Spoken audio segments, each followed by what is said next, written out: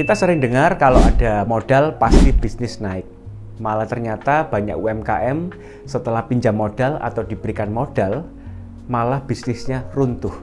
Kira-kira kenapa ya?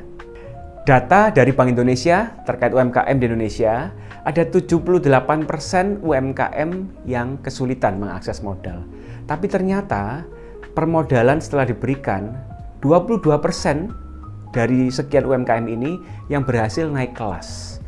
Jadi sisanya kemana? Ternyata permasalahan utama bukan modal saja, tapi sistem. Siapkah bisnis kita berkembang lebih pesat ketika modal kita dapatkan? Kalau uang kita dapatkan tapi sistemnya belum siap, maka akan menjadi bumerang yang luar biasa buat bisnis kita.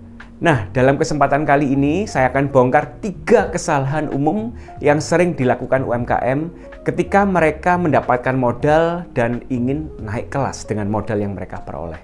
Dan gimana cara mengatasi kesalahan itu supaya tidak terjadi dalam bisnis kita? Mari kita bahas bersama di video kali ini.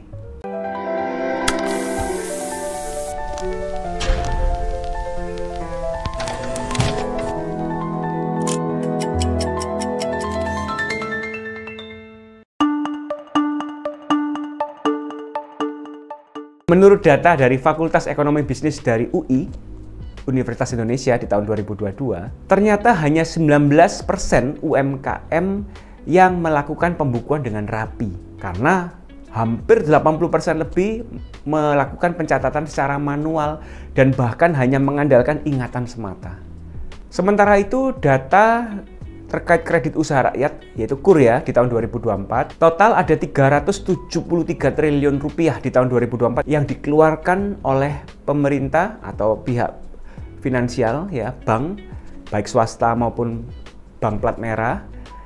Ternyata tidak semua modal yang diberikan itu bisa membuat naik kelas UMKM. Artinya, akses modal saja itu tidak cukup. Sama seperti halnya kalau kita naik mobil ya, ngisi bensin penuh saja tidak cukup tanpa kita cek rodanya, kemudinya, dan aspek yang lain. Yang ada bukan percepatan, tapi bahaya kecelakaan. Tanpa peta dan kemudi sistem yang proper, maka isi bensin ini akan menjadi sesuatu yang bukan menjadi percepatan, melainkan membahayakan, yaitu kecelakaan.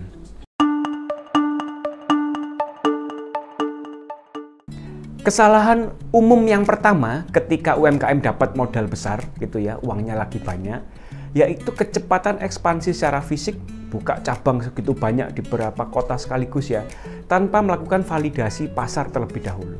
Karena saking optimisnya dikira di satu cabang awal ya, tempat berdiri awal itu berkembang, maka dikiranya sama persis cara duplikasi bisnisnya di tempat lain, padahal belum tentu sama. Jadi teman-teman semua, ketika kita punya uang cukup banyak ya untuk pengembangan UMKM bisnis kita, lakukan riset pasar, survei pasar. Setidaknya kita bisa lebih yakin, lebih optimis, karena bukan hanya intuisi atau opini, tapi berdasarkan data real pasar ini butuh apa, khususnya di tempat-tempat baru yang kita belum kenal daerahnya.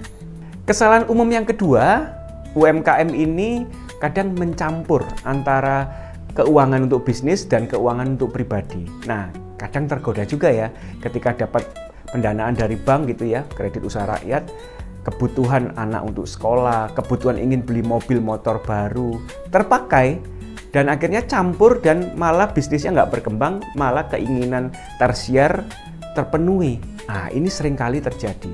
Maka harus pisahkan antara rekening untuk bisnis dan rekening untuk pribadi. Jangan sampai kecampur-campur. Jadi teman-teman semua, pembukuan itu harus rapi, jangan andalkan cuma modal ingatan ya, tapi tercatat dengan tersistem dengan baik.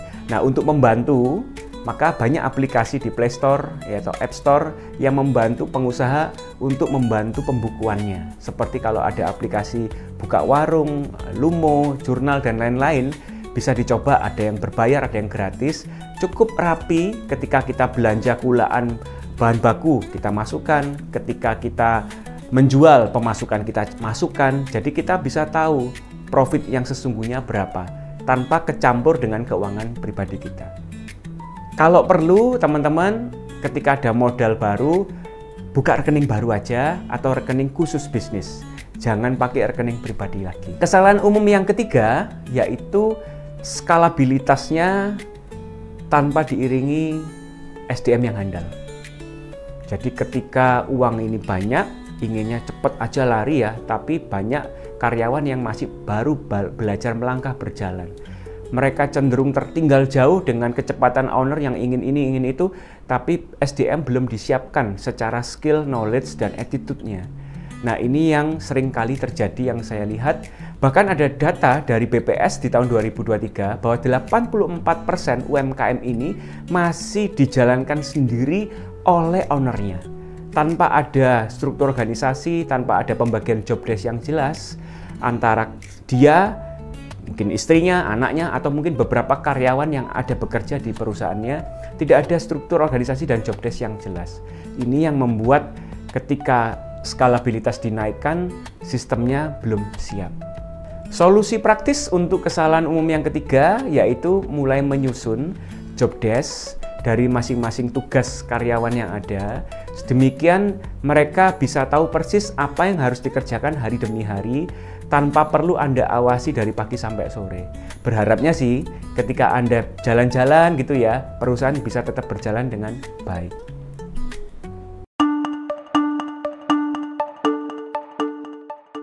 Maka teman-teman semua, gimana sih harusnya kita menggunakan modal dengan bijak supaya kita tidak salah langkah dalam menyesalinya? Sebaiknya kita bikin yang namanya roadmap atau business planning atau marketing plan. Rencana kerja ketika kita belum punya dana, kan kita punya mimpi tuh ya. Dan mimpi itu kita tuangkan dalam bentuk tulisan. Sedemikian kalau uang itu ada, kita tinggal menjalankan plan-plan yang kita lakukan. Nah masalahnya kalau kita nggak punya plan mau kemana, anggaran kita mau keluarkan untuk bidang apa, untuk pos apa, budget untuk marketing, budget untuk SDM, budget untuk yang lain-lain ya, itu bahaya. Kenapa? Karena uang ketika masuk, kita inginnya semua cepat, tanpa ada anggaran yang sudah terencana. Nah ini seringkali kegagalannya ketika uang berlebih masuk, kita cenderung royal, cenderung menghambur-hamburkan tanpa planning. Maka teman-teman semua, setelah kita punya plan, anggarannya, rencana mau kemana, nah, coba kita tanyakan pada diri sendiri sebelum modal itu datang menghampiri kita ya, apakah biaya yang kita keluarkan tiap bulan ini kita sudah pilah. Ada yang namanya biaya tetap, fixed cost, ada yang namanya biaya variabel. Nah, biaya tetap itu biasanya melekat pada biaya yang sifatnya kita akan keluarkan rutin. Nggak peduli ada omset, ada pelanggan atau enggak, biaya itu tetap kita keluarin. Contoh, kita sewa tempat ya. Perkara customer rame atau nggak rame di bulan itu, tetap kita harus bayar sewa tempat bulanan. Itu adalah biaya fixed cost. Sedangkan biaya variabel adalah biaya yang muncul ketika ada perubahan omset. Misal, omset semakin tinggi, otomatis kulaan bahan baku kita semakin tinggi pula.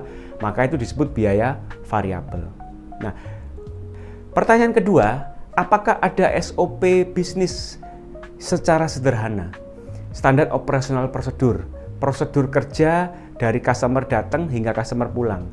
Prosedur kerja dari buka toko sampai tutup toko. Adakah SOP yang sederhana supaya karyawan yang baru masuk kerja bisa memahami operasionalnya bisnis seperti apa? Pertanyaan yang ketiga, tanyakan pada diri sendiri, bisakah tim kita melakukan setiap operasional tersebut tanpa perlu kita awasi dari pagi sampai sore? Ketika ketiga pertanyaan ini teman-teman bisa jawab dengan baik, maka sesungguhnya kita sudah siap mencari pendanaan atau menerima modal untuk pengembangan bisnis. Ketika tiga pertanyaan ini belum bisa kita jawab dengan baik, maka sebaiknya kita coba tunda dulu peminjaman modal, karena kita sudah terima modal, kita harus kembalikan modal dan beserta bunganya. Dan bunga itu tentu tidak murah, harus ada effort lebih supaya bisa mengembalikan ke sumber pendanaan kita. Nah, ketiga pertanyaan ini kalau kita bisa jawab dengan baik, niscaya modal yang kita pinjam beserta bunganya sekaligus kita bisa kembalikan dengan tepat waktu. Teman-teman semua, alokasikan juga modal yang akan kita terima untuk pos-pos biaya yang penting. Ini data yang mana juga belum 100% valid ya, karena sesuai konteks bisnis dari teman-teman semua. Tapi ada rule of thumb ya, umumnya alokasi dana yang kita terima ini pos-posnya sebagai berikut. Yang pertama adalah 30% untuk sistem dan SDM. Yang kedua, 30% untuk operasional. Yang ketiga, 20% untuk digitalisasi, digital marketing atau promosi. Dan sisanya 20% yang terakhir untuk buffer ya, cash flow. Untuk dana cadangan. Sedemikian kalau ada market turun, kita masih punya dana untuk gaji karyawan dan bayar listrik atau bayar sewa. Ini umumnya, tapi kembali ke konteks bisnis teman-teman semua ya. Jangan dipakai 100% acuan ini sebagai sesuatu yang saklek. Teman-teman semua, ingat, modal adalah alat bantu, bukan tujuan akhir. Karena modal ini hanya membantu percepatan. Ketika kita naik mobil, kalau kita nggak ada bensin juga nggak akan kemana-mana. Tapi ingat, kalau bensin sudah diisi, yang namanya sopir ini harus jelas mau bawa mobil kemana. Khawatirnya menggok ke sana kemari, malah nggak nyampe tujuan. Jadi modal hanya sebagai alat bantu, bukan tujuan akhir. Mari kita bangun fondasi mindset entrepreneur yang baik, ya bisnis yang bagus bukan bisnis yang cepat, tapi bisnis yang kuat. Karena bisnisnya kuat, tahan banting kondisi apapun dia tetap bertahan. Tetapi bisnis yang cepat belum tentu kuat. Kita berharapnya teman-teman kuat dulu ya. Setelah kuat, kita baru bisa percepat. Teman-teman, jika ada manfaat ya dengan video ini, jangan lupa untuk follow, like, comment, subscribe seluruh jaringan sosial media dari SLC Marketing. Saya DSW, Dr. Sandi Wahyudi, CEO SLC Marketing, founder komunitas bisnis keluarga Connectpedia. Keep stupid to grow deeper.